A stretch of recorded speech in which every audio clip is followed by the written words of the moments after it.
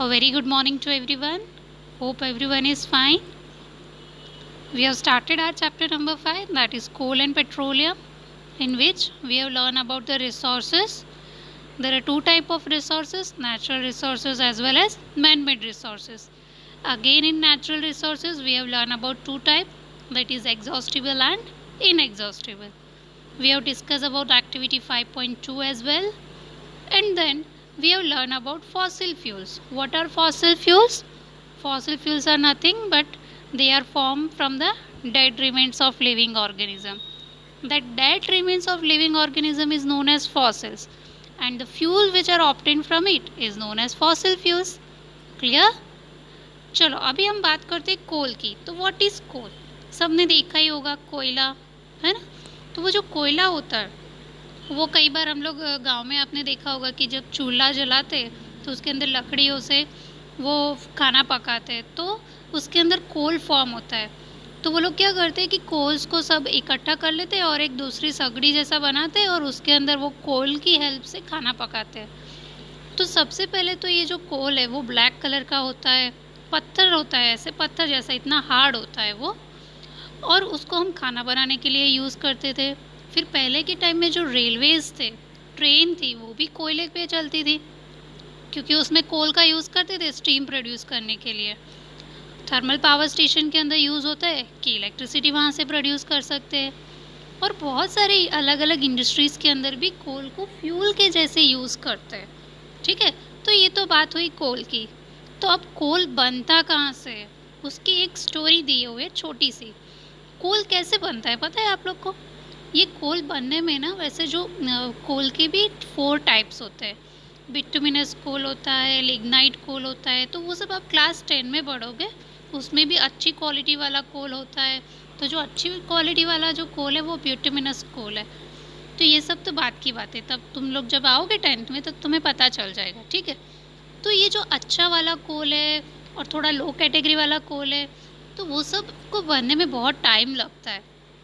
तो कितना टाइम लगता है? 300 मिलियंस, इतने साल तो लग ही जाते हैं. तो यहाँ पे एक छोटी सी स्टोरी दी हुई है कि 300 मिलियंस ईयर्स पहले बहुत घने घने जंगल रहते थे, है ना.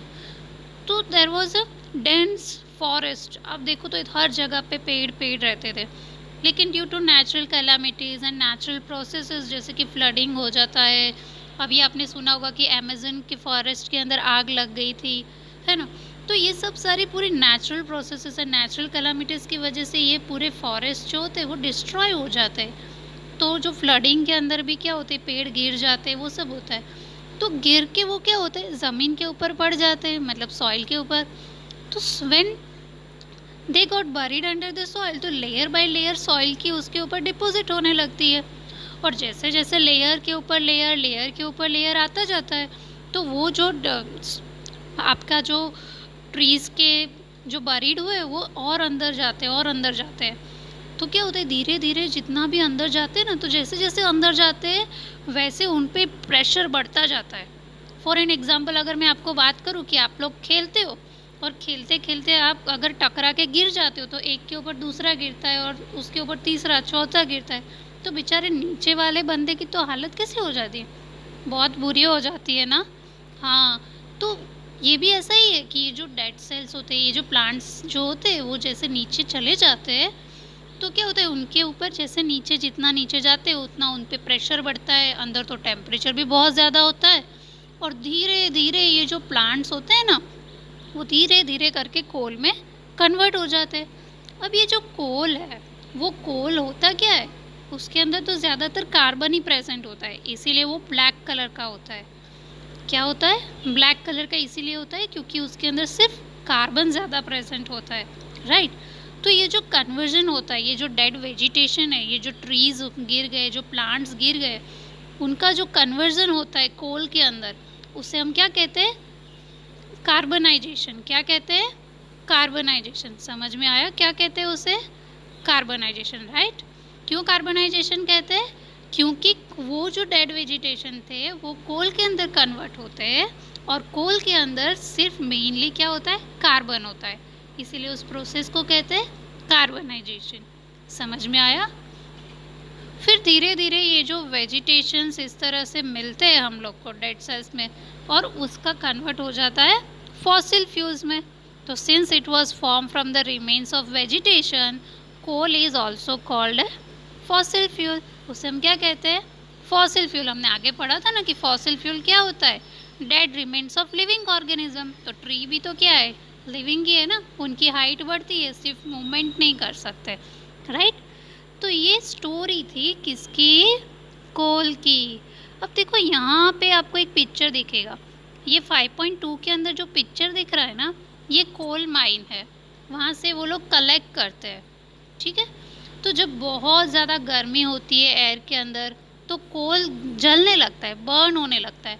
तो जब भी आप कोल को बर्न करते हो, उसको आग लगाते हो, तो उसके अंदर से कार्बन डाइऑक्साइड गैस प्रोड्यूस होगा। क्यों कार्बन डाइऑक्साइड गैस प्रोड्यूस होगा? क्योंकि जो कोल है उसमें कार्बन है, और जब कार्बन एयर के साथ रिएक्ट होता है, मतलब हवा के अंदर जब हम उसको जलाते हैं, एयर के साथ रिएक्ट करते हैं, तो एयर में तो ऑक्सीजन होता है। तो कार्बन ऑक्सीजन के साथ कंबाइन होकर क्या प्रोड्यूस करता है? Carbon dioxide gas. क्या प्रोड्यूस करता है? कार्बन डाइऑक्साइड गैस, ठीक है। तो coal when burns it will produce carbon dioxide gas.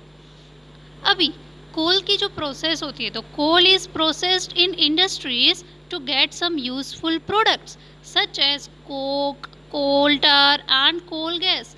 अब ये कोल जो होता है वो तो मैंने बोला ना कि बहुत लो कैटेगरी का होता है, तो उसका एक अच्छे से प्रोसेसिंग करते हैं और उसके अंदर से बाकी की प्रोडक्ट भी हम लोग निकाल सकते हैं, और वो प्रोडक्ट हम अलग अलग जगह पे यूज़ करते हैं। तो कौन कौन सी प्रोडक्ट हमें मिलती है कोल के अंदर से? कोक मिलता है, कोल मिलता है, कोल टार मिलता है एंड कोल गैस मिलता है, ठीक है। तो अगर हम कोक की बात करें, तो वो कोक क्या होता है? सिर्फ कार्बन होता है, ब्लैक कलर का होता है और एकदम टफ होता है, और उसके अंदर क्या होता है? वो पोरस होता है। पोरस मतलब क्या? उसके अंदर छोटे छोटे छेद होते हैं, मतलब थोड़े से होल होते हैं, ठीक है। तो वो पोरस होता है और ब्लैक कलर का होता है, और वही जो कोक है ना, वही प्योर फॉर्म ऑफ कार्बन होता है, उसमें सिर्फ कार्बन ही प्रेजेंट होता है। समझ में आया?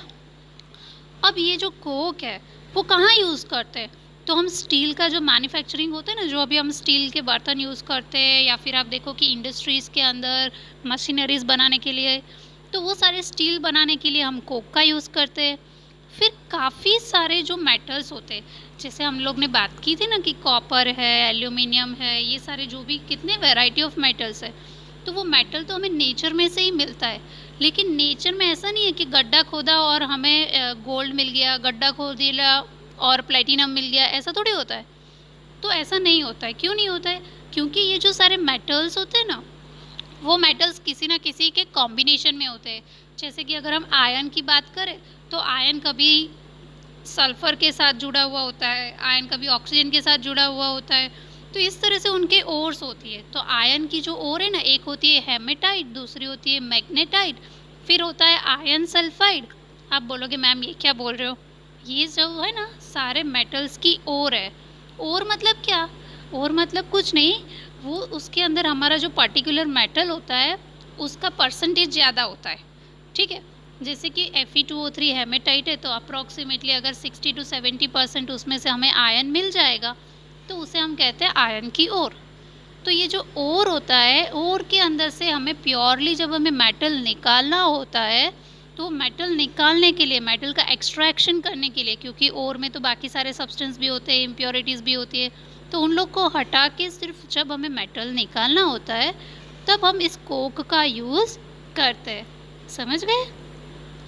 फिर बात आती है कोल टार की। अब कोल टार तो आप लोग को पता ही होगा। आप बोलोगे मैम हमें कैसे पता होगा? आपने पता होगा कि जैसे ये रोड बनते हैं, ठीक है, तो रोड बनते हैं तो आपने देखा होगा कि डामर होता है ना, ब्लैक कलर का लिक्विड होता है डामर। तो वो ब्लैक कलर का लिक्विड जो डामर है उसे क्या कहते हैं? कोल टार। वही कोल टार है। वो डामर को देखा है ना तुम लोग ने, कैसा कलर का होता है? एकदम ब्लैक होता है और एकदम थिक होता है। अगर वहाँ पे रोडिंग किया हुआ है और उस पर अभी फ़िलहाल उसके ऊपर काम किया हुआ है, अगर हम चलेंगे तो हमारे चप्पल भी चिपक जाते हैं, उतना थिक लिक्विड होता है। और उसकी स्मेल तो बाप रे बाप कितनी गंदी होती है, ठीक है। तो ये जो कोल टार है वो क्या है? आपका डामर। उसकी स्मेल भी बहुत गंदी होती है, थिक होता है लिक्विड और ब्लैक कलर का होता है। तो वो होता किसका, मतलब क्या क्या होता है उसके अंदर, क्या क्या मिक्सचर होता है? It is a mixture of about 200 substances. उस कोल टार के अंदर 200 जितने सब्सटेंसेस मिलते हैं, ठीक है। तो जो कोल टार के अंदर से हमें अलग अलग प्रोडक्ट्स मिलती है, वो प्रोडक्ट्स को हम काफ़ी चीज़ों के अंदर यूज़ करते हैं। बहुत सारी चीज़ों को मैन्युफैक्चरिंग के लिए यूज़ करते हैं, जो भी हम डेली लाइफ में यूज़ करते हैं वो सारी चीज़ें के अंदर यूज़ होता है। इंडस्ट्रीज़ में यूज़ होता है, डाइज़ बनाने में यूज़ होता है, ड्रग्स बनाते हैं, एक्सप्लोसिव बनाते हैं। एक्सप्लोसिव मतलब वो जो पटाखे वटाखे जो होते हैं ना, ब्लास्ट होते हैं, वो परफ्यूम्स में बना यूज़ करते हैं। Plastic, paints, photographic material, roofing material, इन सारी चीज़ों के अंदर क्या यूज़ होता है? कोल टार। लेकिन कोल टार डायरेक्टली यूज़ नहीं होता है, क्योंकि कोल टार के अंदर 200 टाइप्स के डिफरेंट सब्सटेंसेस होते हैं, उन सब का यूज़ होता है इन चीज़ों में। समझ में आ गया? अभी देखो यहाँ पे एक छोटा सा नोट दिया है, these days bitumen a petroleum product is used in place of coal tar for metalling the road. तो ये जो अभी मैंने बोला ना कि ये जो कोल टार, हम लोग जो डामर की बात करते हैं, तो आजकल अभी डामर की जगह पे क्या यूज़ करते हैं? बिट्यूमिन यूज़ करते हैं। डन। अभी हम बात करेंगे कोल गैस की। तो कोल गैस क्या है, वो कब हमें मिलता है? It is obtain during the process of coal to get coke. जब हम कोल की प्रोसेसिंग करते हैं, जिसके अंदर से हमें कोक मिलता है, तब हमें उसी टाइम कोल गैस भी मिलता है। तो ये जो कोल गैस है वो कहाँ यूज़ होता है? It is used as a fuel in many industries situated near coal processing plant.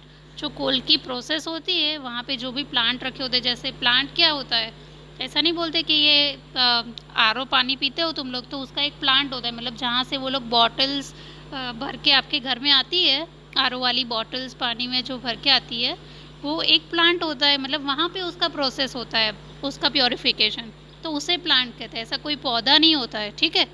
तो कोल की जहाँ पे प्रोसेसिंग होती है, जिस जगह पे, उस जगह पे उसका यूज़ होता है।